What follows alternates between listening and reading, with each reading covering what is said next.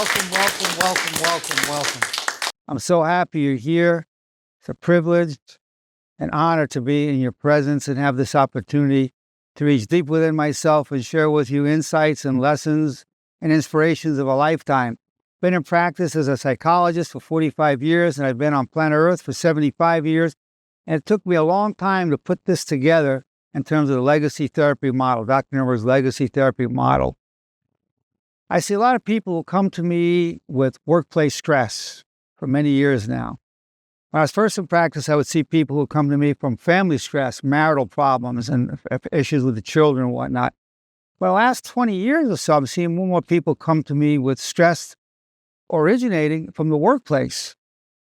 So the title of today's class is How to Overcome the 3 Most Common Stressors at Work, Dr. Nerenberg's Legacy Therapy Approach. How to Overcome the 3 Most Common Stressors at Work, Dr. Nerenberg's Legacy Therapy Approach. The 3 most common ones, and how to deal with it. This will be tremendously valuable to all of you. And even when you're not going through a workplace stress, it's going to help you in other areas of your life as well. You know, the people I see devote their lives to their work. I have men and women that are up like 4 or 5 in the morning, get up, go in, drive a truck all day, come back home, and other jobs that people have. And I see people sacrificing your lives day by day for your families, minute by minute, day by day. And many of you are doing it because you have your parents to take care of, your wife or your husband, your children, even your grandparents. And most of you wouldn't work this hard if it was just you. So I have so much respect, such a profound respect for the people I see, because I see the living sacrifice. For example, you take a driver, UPS, up early in the morning, driving all day, commuting back, comes home, tired out, exhausted, has a little something to eat, watch a little TV and go to sleep. Next day, same thing again. Just using that as an example.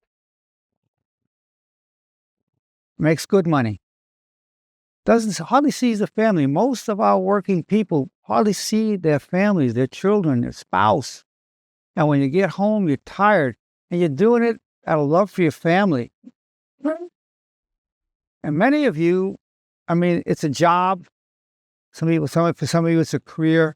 It's a different story when you get to a calling or a destiny. We're going to talk about that. And you know what? Something I know. I know this. Nobody sufficiently appreciates what you do. I know it, a fact.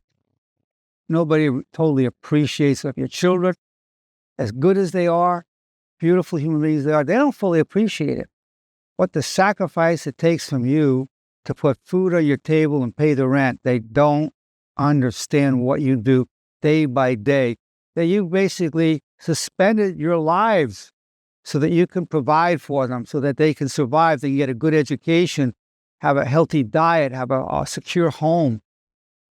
And the children don't even grasp what you're doing. And on top of that, the spouse doesn't. The spouse has his or her responsibilities at work or in a household. And then, and your boss, they give you your paycheck, and very many people come to me very stressed at work from what their bosses are doing. They feel picked on, and we'll talk about the 3 main stresses that people go through at work.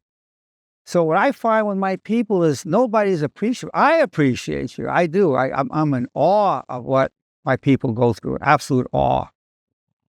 The sacrifice, the heroism. Just get up and every day spending your life to support your families.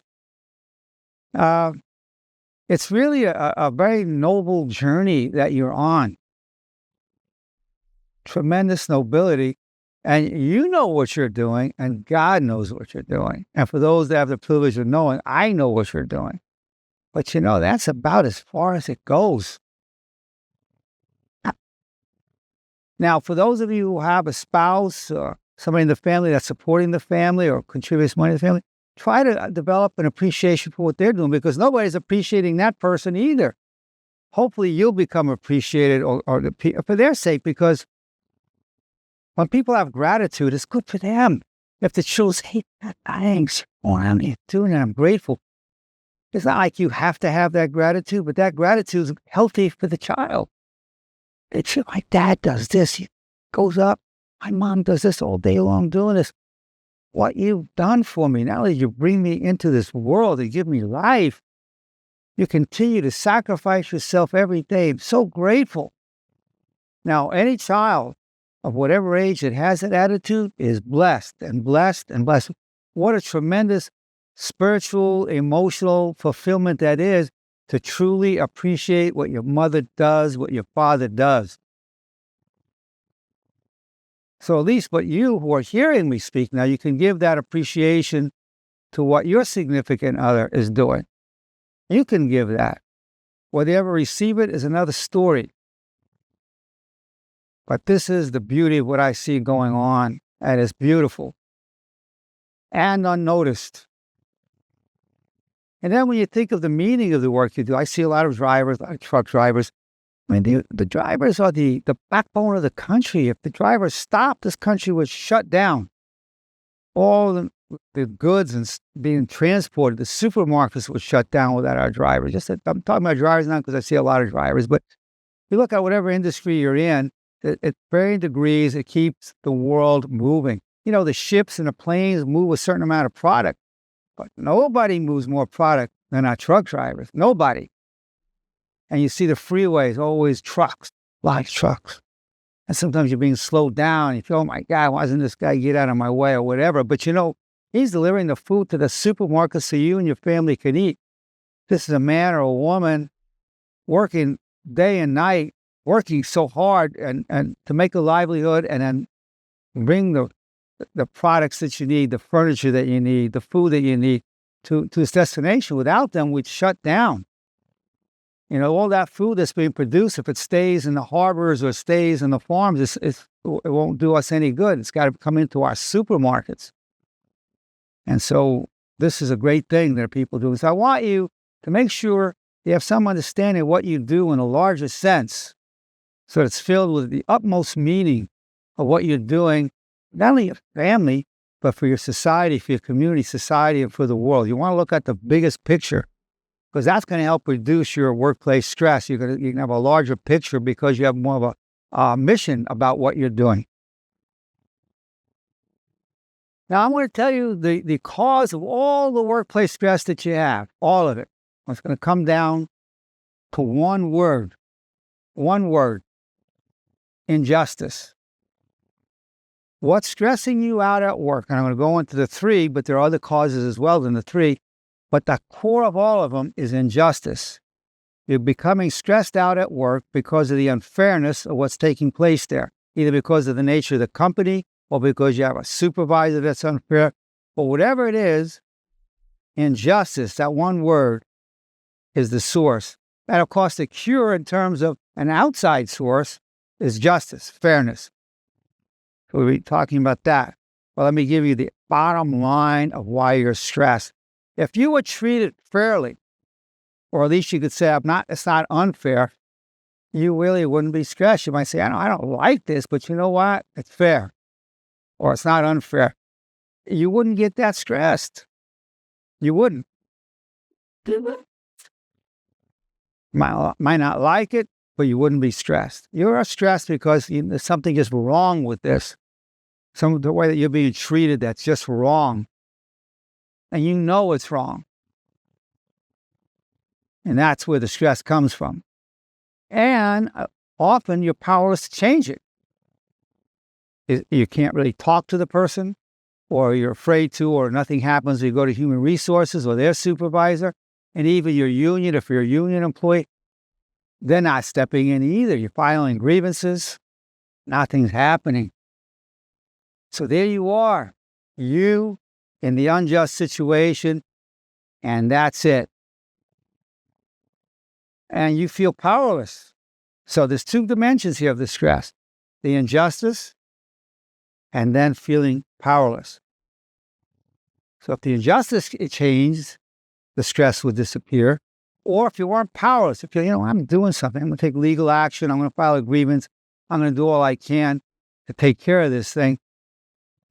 that would also reduce your stress. You would need to find your way of dealing with it in a sense of the world. Either going to the labor board, going to your union, going to your shop steward, going to your business agent, whoever you have to go to take care of what's being done to you on the job.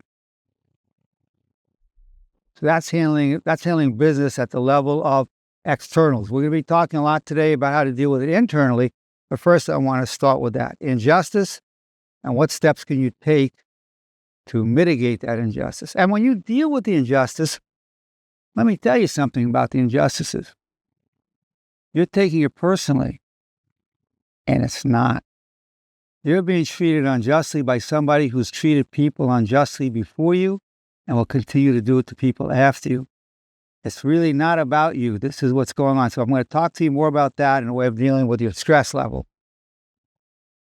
You feel it's personal, and if it has a personal dimension, this person is taking it out on other people, and we'll talk about how that happens. So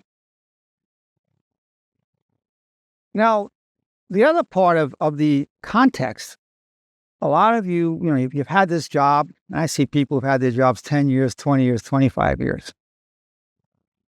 And many of the people I see are making a good salary. And that's another dimension of the stress. They feel, I can't make this money somewhere else. So I call it golden handcuffs. You're practically a slave to them. They can do whatever. You feel powerless. And you also feel, well, I'm making good money. I'm making $80,000, $60,000, whatever it is. I've only had a high school diploma, whatever, and where am I going to make this kind of money? So you don't feel those options, and it's like golden handcuffs. They've got you in the handcuffs, and it's gold, and you're just tied down. Okay, so now I want to go into the three main causes, the three most common stressors at work. Three most common stressors at work. So we'll start off with number 3, which has to do with feeling trapped. You feel trapped.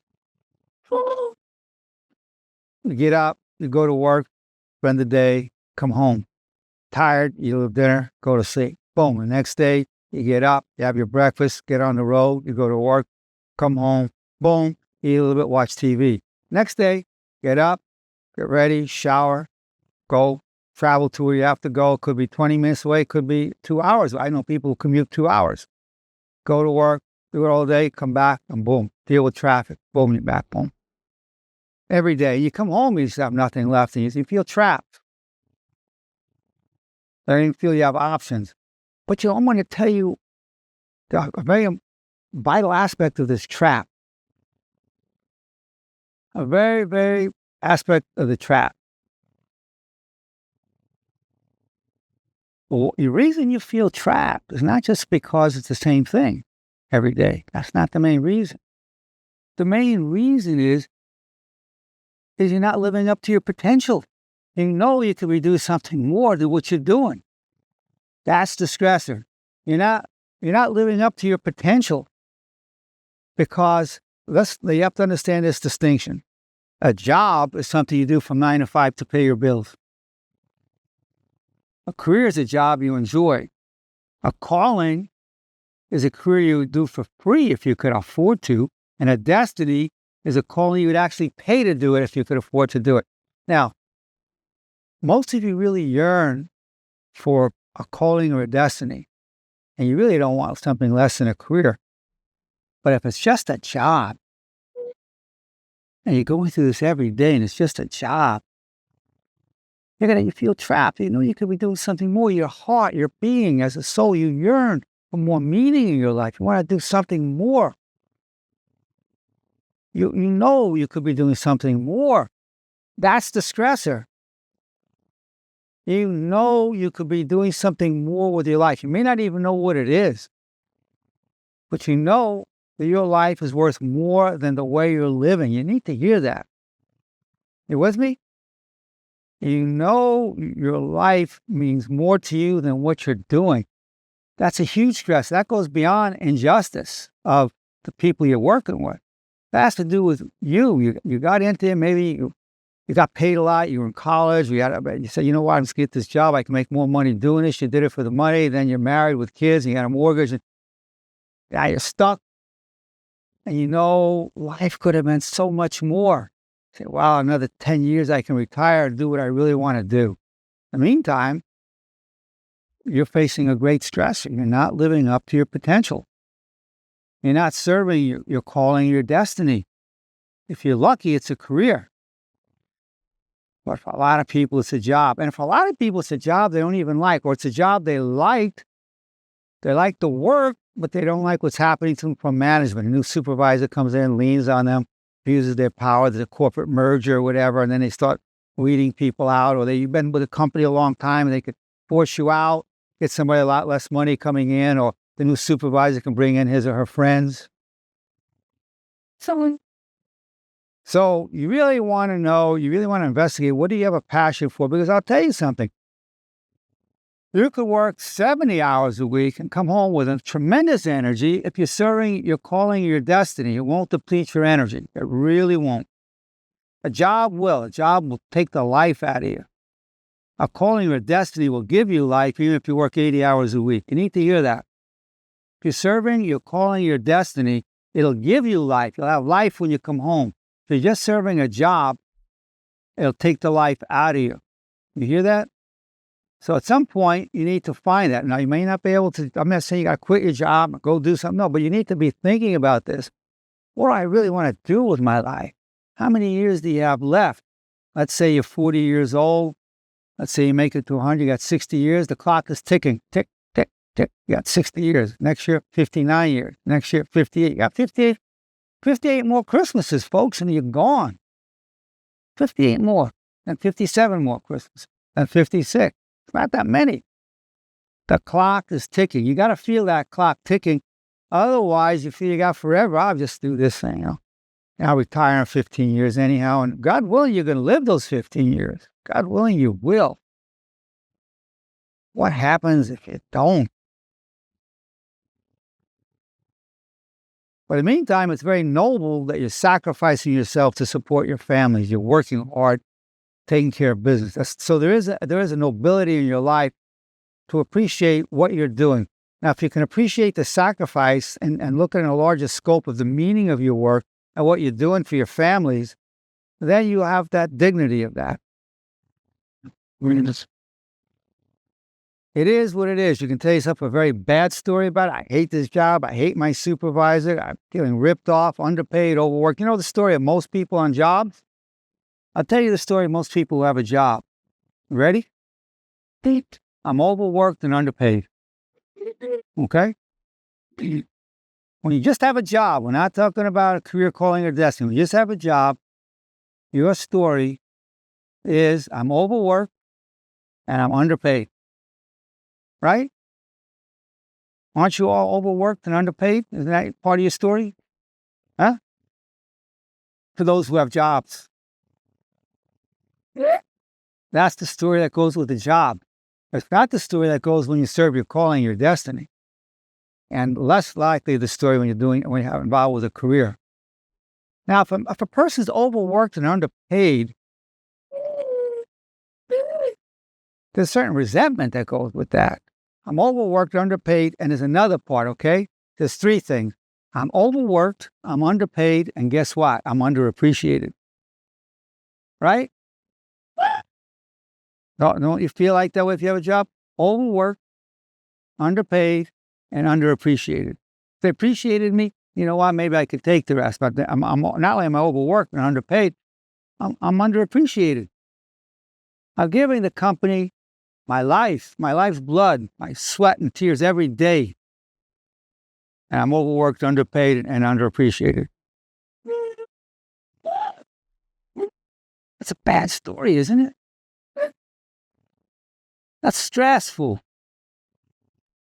So, you at least want to be thinking about what is it you really want to do. You want to have your own business. You want to work somewhere else. That's something that will be a career or a calling or a destiny. You want to be at least thinking about that.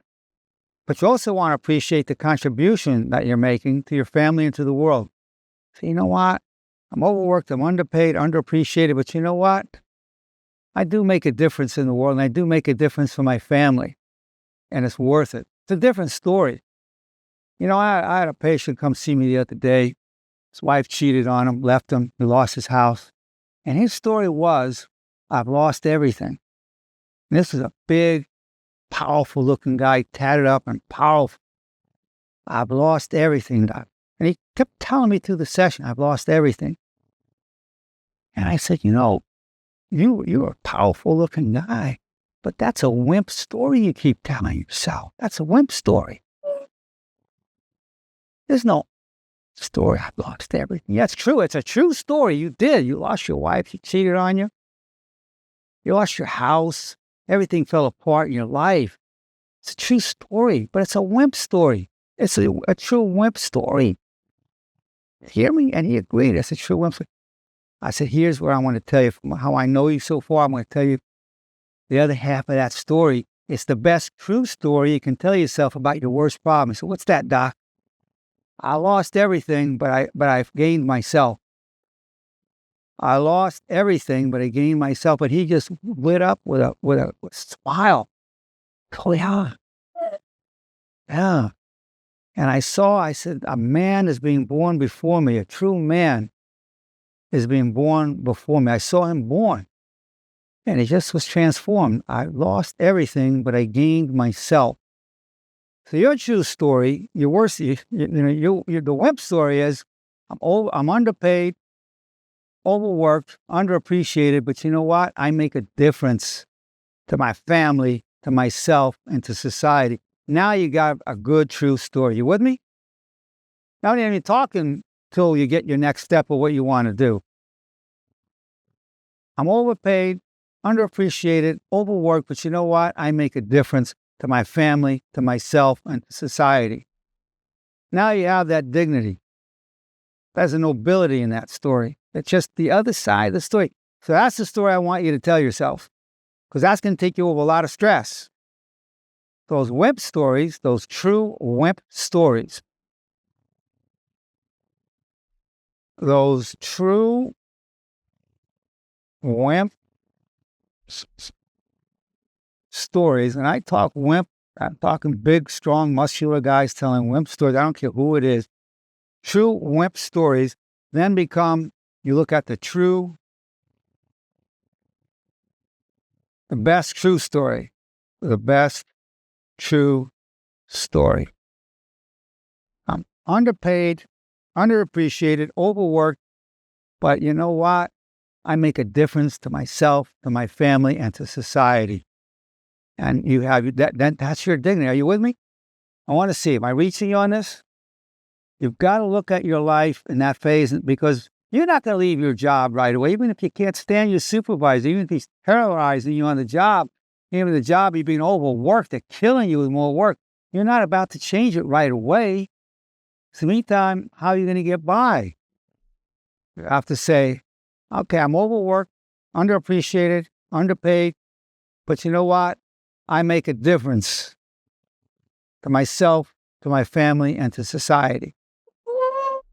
That's the story. That's the best true story about your worst problem. That's going to relieve a lot of your stress. And that's your legacy. Your legacy that you're always transmitting. I call it the post-transmission effect. That's your story.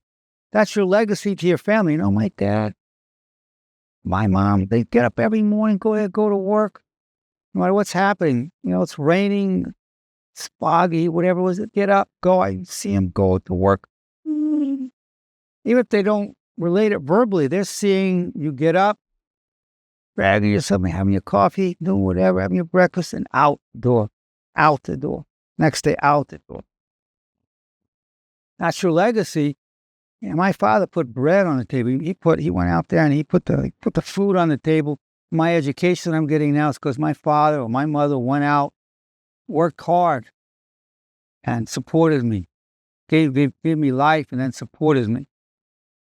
And that's an important part of your legacy that you have. You know what? He was overworked, underpaid, underappreciated, but he made a difference in my life. Is that a beautiful story? From children, what you like your children, your grandchildren, grandchildren say? He was overworked, underpaid, underappreciated, but he made a difference in my life. Now we're talking a beautiful story. Now we're talking about heroes, heroines.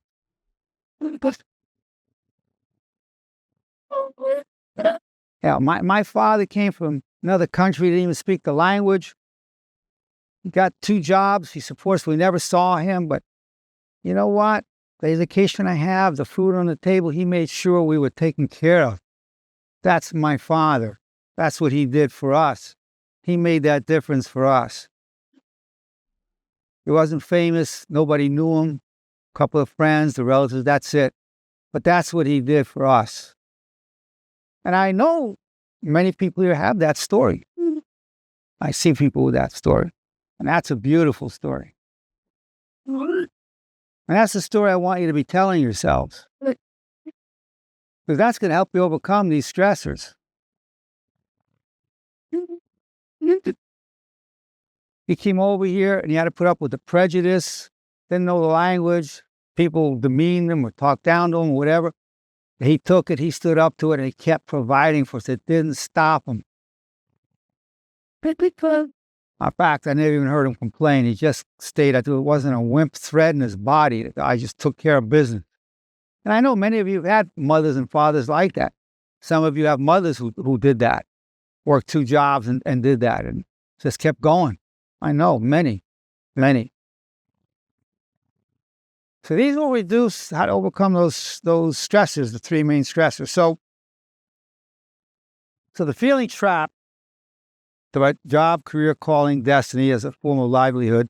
Now your destiny, when you're serving your destiny, as I said, it's a calling you would pay to do if you could afford to do it. And it's something that your destiny is something that really uplifts not only your family, but also uplifts society. But your destiny, that is your legacy. Your destiny is your legacy. That's what's going to be passed on. So we call it legacy therapy. Because as a person arises with character and that fortitude and that perseverance, we transmit that out, whether you put it in writing or you give a lecture or you write a book or you make a movie or you do none of that. It'll be how you carry yourself, that legacy, just in your posture, how your spine is, how you walk, how you talk. You just carry that. And then we're going to talk about also being disciples of honor that really tremendously strengthen the whole process. So as a disciple of honor, which will then add to giving you even more courage to arising to your destiny. Being a disciple of honor, we're going to talk about what a disciple of honor is. Many of you in our audience are already disciples of honor. Will give you the courage and the power and the wisdom to arise to your destiny. You need to hear that.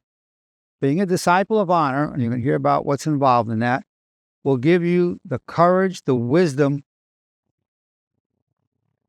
and to release your passion to arise to your destiny. And that will fortify you in all areas of your life. That will energize you enormously. That'll allow you to put up with so many things because you're serving your destiny. The petty things of life won't even reach you, won't even bother you because you've got your eye on the bigger picture at all times. So let's talk about let's talk about disciples of honor. So when you're a disciple of honor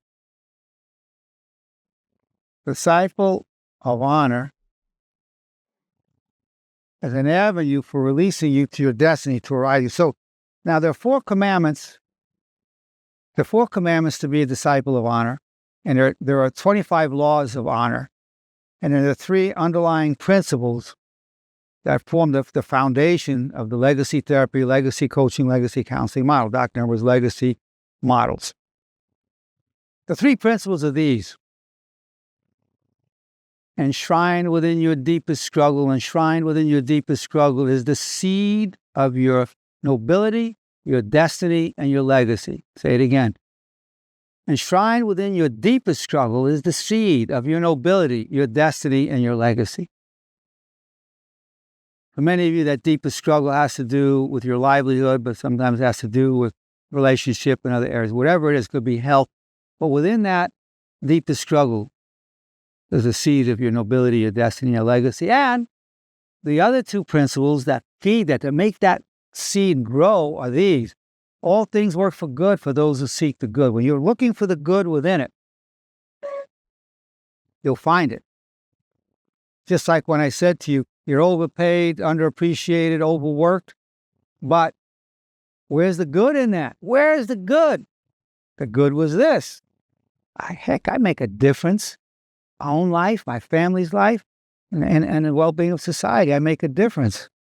So within that struggle, because that's a terrible struggle, feeling unappreciated, underpaid, and overworked, you said, but I make a difference. So within that struggle was the seed. And wasn't that more noble to say, you know what?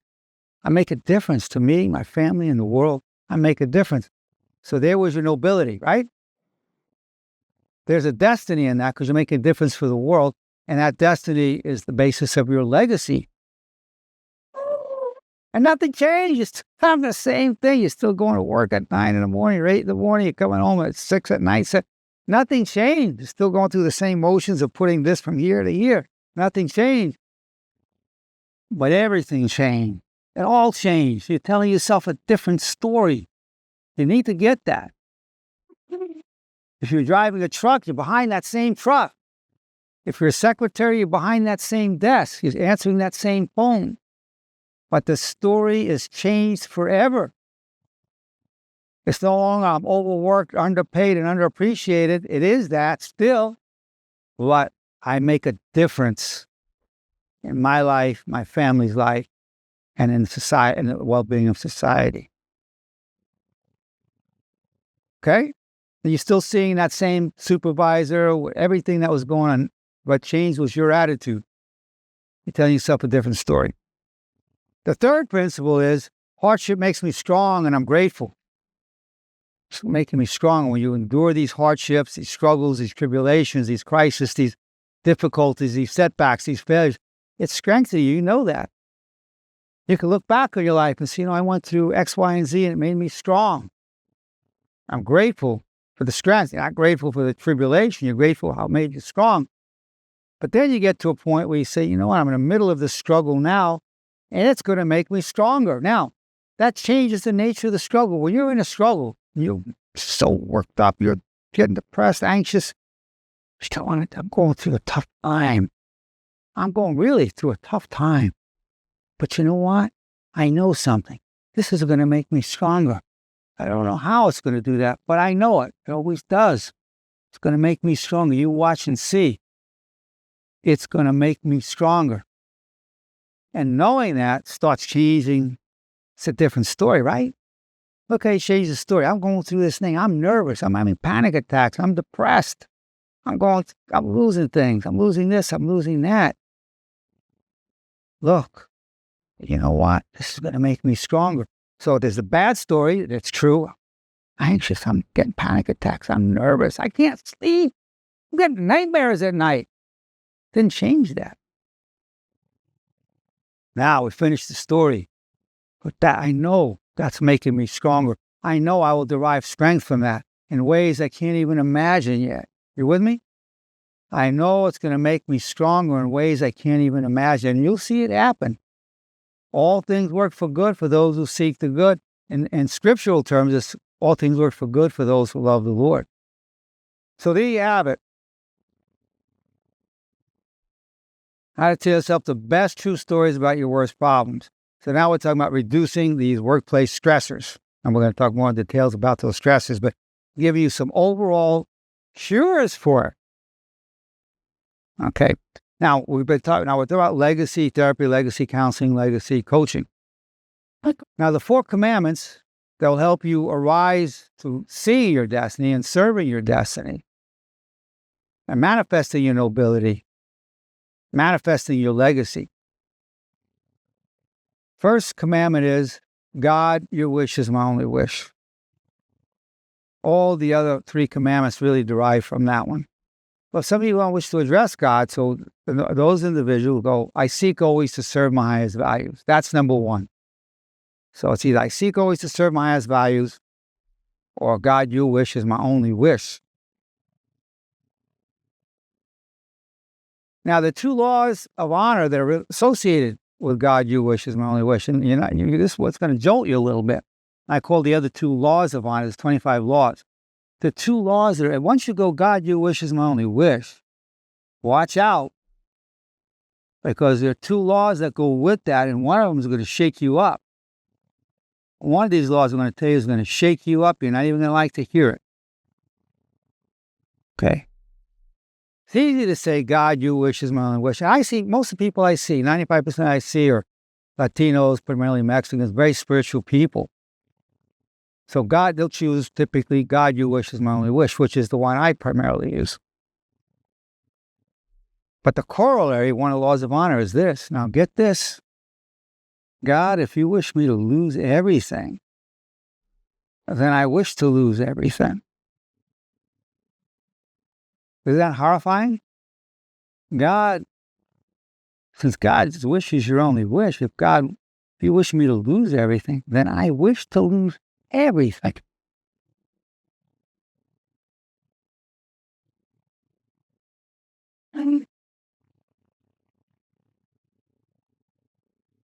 Once you say that first, that corollary goes with it. And which you go, I'm going to tell you, because I've given examples of this in my own life and other lectures. Believe me when I tell you it takes the stress away from what you're facing. Believe me.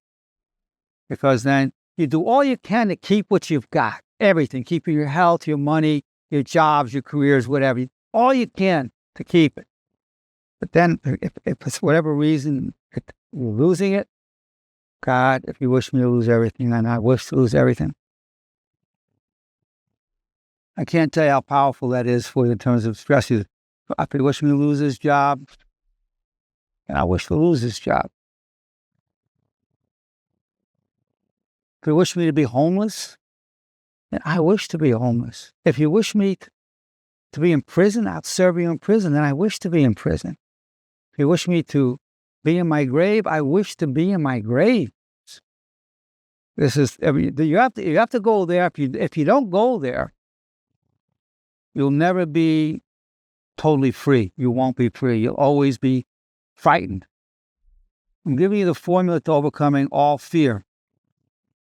You'll always be frightened if you don't go there, deep in the recesses of your heart. You need to hear this. You'll always be frightened your whole life.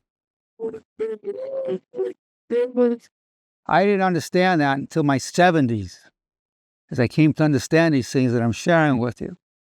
Now, the one that we all like, I love it. God, if you wish me to gain great abundance, then I wish to gain great abundance. That's lovely. That goes with it too. But that's nice. God, if you wish me to gain great abundance, well, then I wish to gain great abundance. If that's what you wish, why not? Okay? So yeah, that goes with it. But I want to tell you, you've got to be willing to lose everything. And I know you work so hard to have what you have. You work hard. But it's like I said to my patient just yesterday. I've lost everything, but I've gained myself. Oh, it was beautiful. I had to get up and hug him. I was so proud of him. I thought a big macho guy had it up, hugging him. I said, I'm proud of you. You see this guy in the street, you're going to walk maybe this way. I mean, that kind of look to him. But he ended up smiling. Said, yeah, I've lost everything, but I gained myself. He lost his wife. His wife took his children away and left the area. Lost his house, everything that he treasured. I lost everything, but I gained myself. Became a disciple of honor. So that's the first commandment. The second commandment is, I wish you well. I wish you well, which is an extension of the first. God, you wish my only wish. God wants us to wish each other well. And then the third is, I take full responsibility for co-creating my reality and my problems. Whatever problems you're having at work, in your relationship, whatever, it's highly unlikely that you're totally a victim. You've added fire, you've added fuel to the fire, you've co-created it to some extent. If you're walking down the street, so if someone's walking down the street and there's a drive-by shooting, that's a victim. But most of what happens to you, 99.99% of all the difficulties that people have is co-created. Somebody else may have started a problem with you, and then you added to it.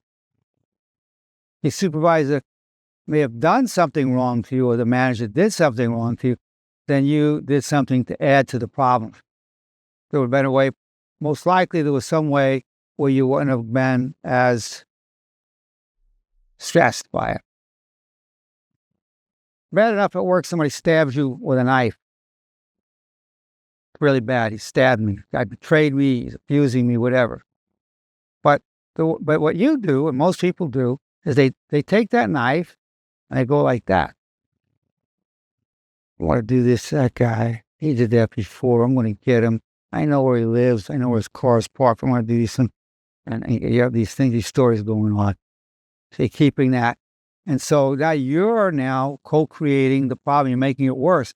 You go, I'm going to file a grievance against you. I'm going to sue you, but I wish you well. I wish you well. Can't wish me. I want to wish you well. So if we recap this is how to overcome the 3 most common stresses at work, Dr. Nerenberg's legacy therapy approach. You see now we've taken the story, I'm underpaid, overworked, underappreciated, and we talked about that being a true wimp story. It's a true story. It's a common story with people with jobs, not a common story for people who are serving a destiny or legacy. I'm overworked, I'm underpaid, and I'm underappreciated. True story. I call it a true wimp story. The full story is I'm underpaid, overworked, underappreciated, but you know what? My life makes a difference to me, to my family, and to society. I'm overworked, underpaid, underappreciated, but I make a difference to myself, to my family, and to society. That's the full story, and that's where the nobility is. That second half. That's the best true story you can tell yourself about your worst problem. And then your legacy lies in that full, true story about your worst problem. And then as you have that legacy and that true story in there, I call it the pulse radiation effect, transmission effect, where it radiates out. People feel that the way you carry yourself, whether you write about it or lecture about it or talk about it. There's a legacy. It just transmits out from your character, the way you carry yourself, the way you walk, the way you talk. It's felt. So we've talked about the three of the first 3 commandments of disciples of honor. We're talking about how being a disciple of honor will release you more to your courage to arise to your callings and your destinies. It'll help give you the courage and the wisdom to do that. And the disciples of honor is the foundation for Dr. Nerenberg's legacy therapy, legacy coaching, legacy counseling. And the 4th commandment is, we've already talked about it before in another form, I am grateful for the power I gain from hardship. I'm grateful for, what's grateful for the hardship? Whatever you're going through at work, you're being abused, overworked, whatever. You're not grateful for that. Who would be? It's terrible. But you're grateful for that. It's going to make you stronger.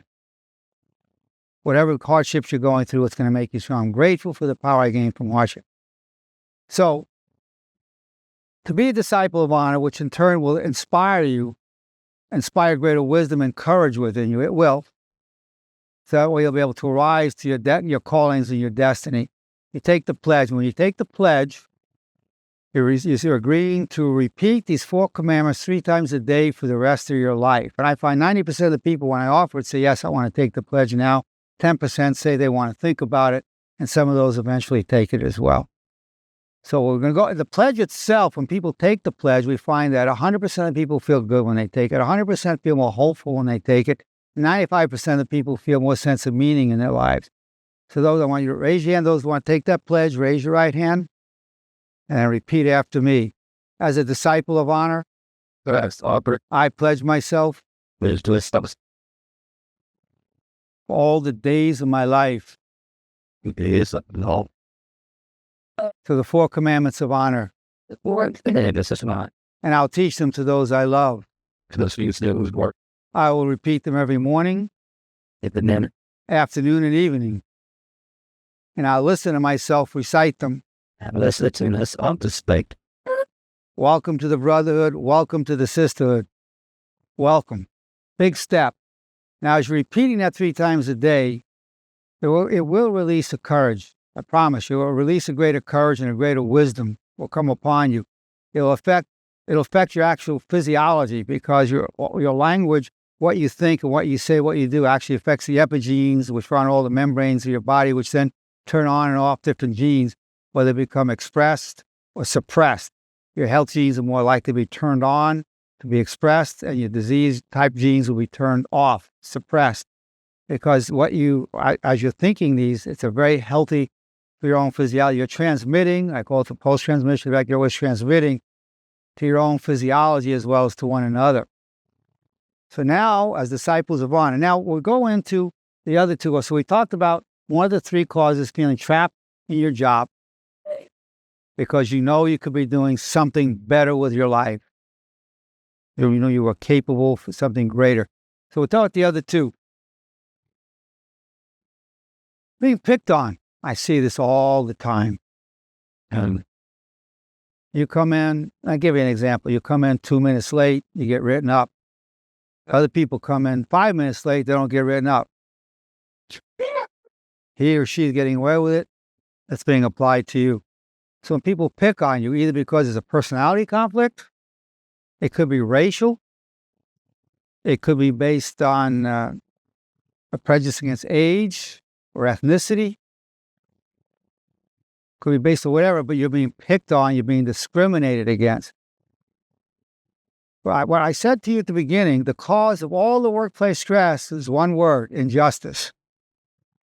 And so this is one of the forms of injustice.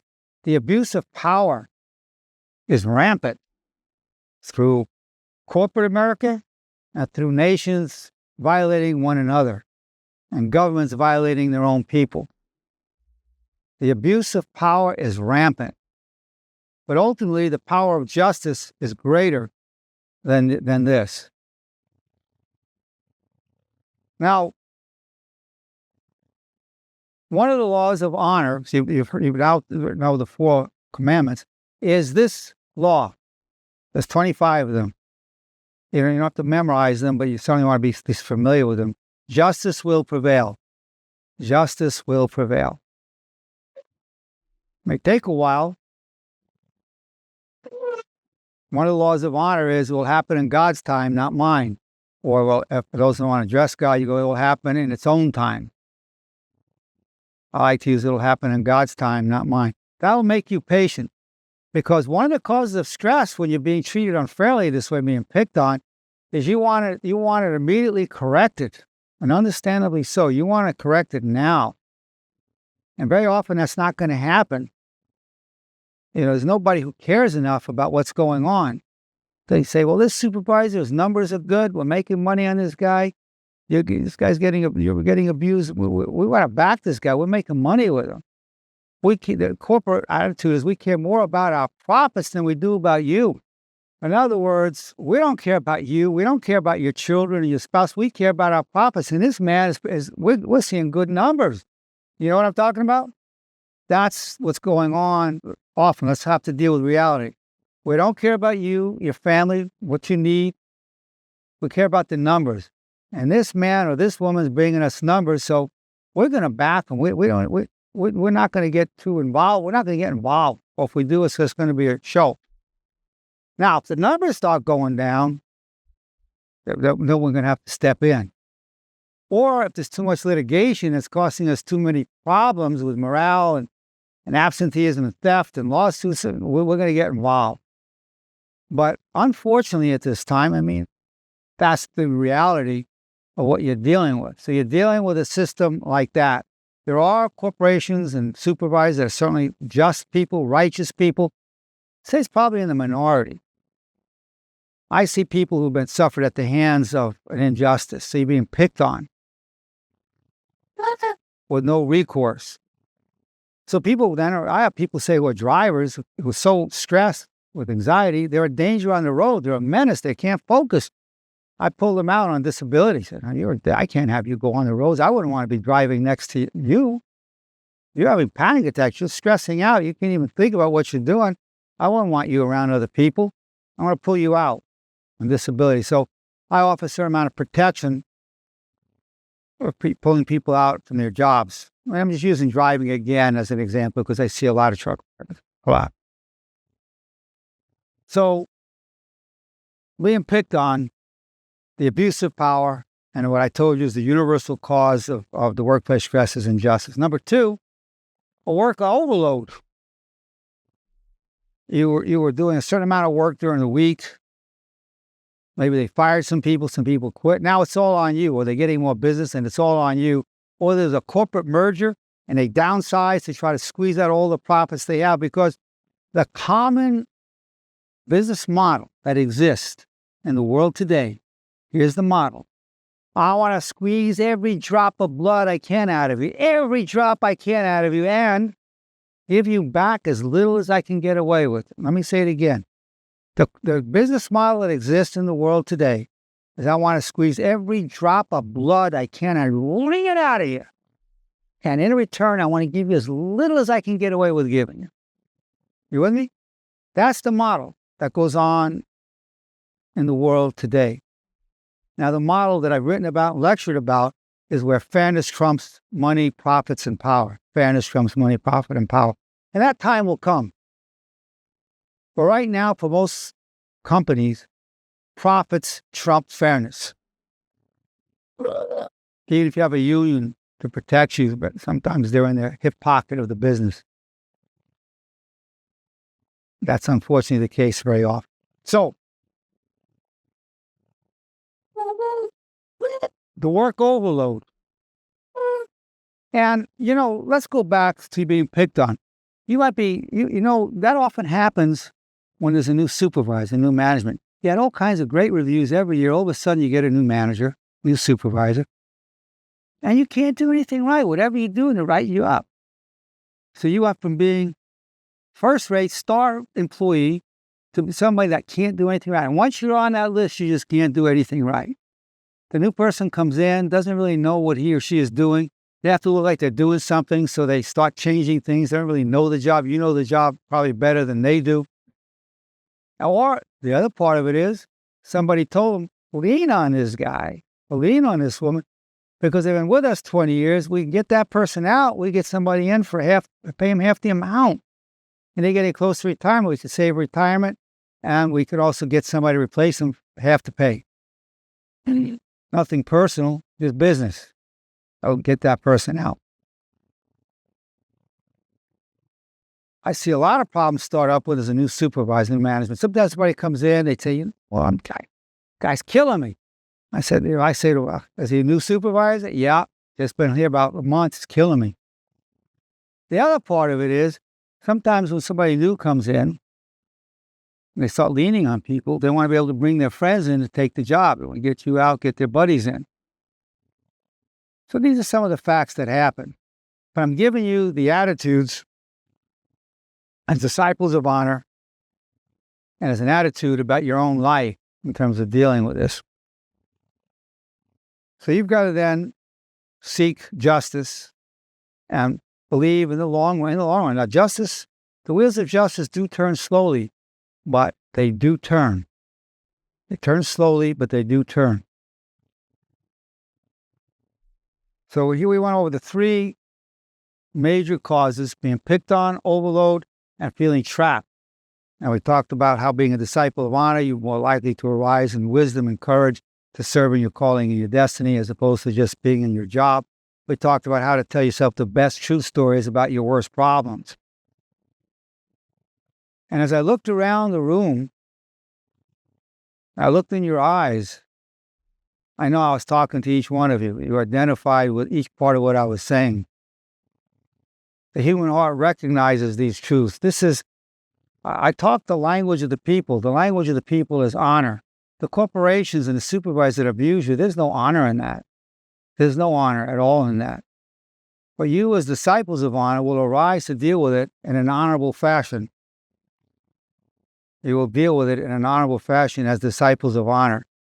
It's been my privilege, my pleasure, and even my honor to be with you. I want to thank you for being here. Thank